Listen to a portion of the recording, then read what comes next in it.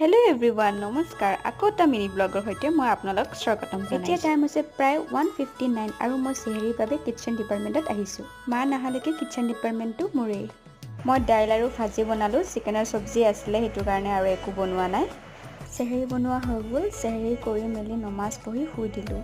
Morning অকণমান দেৰিকৈ উঠিছোঁ যিহেতু আজি মই কলেজ নাই যোৱা আৰু অকণমান কাম আছিলে, কামখিনি কৰিলোঁ। কামখিনি কৰি মেলি গা ধুই নমাজ পঢ়ি কোৰাণ চৰীফ অকণমান পঢ়িছোঁ। এইফালে আকৌ ইফতাৰী বনাব টাইম হৈছে, সেইবুলি কিটচেনলৈ আহিলোঁ। এই সময়খিনিত ইমান দৌৰা-দৌৰি লাগে। কিটচেনৰ ফাৰ্ষ্ট কামটো হৈছে মোৰ বুট বইল কৰা। তাৰপিছত পকৰীৰ বাবে তিয়াই থোৱা দাইলখিনি মিক্সিত দিলোঁ।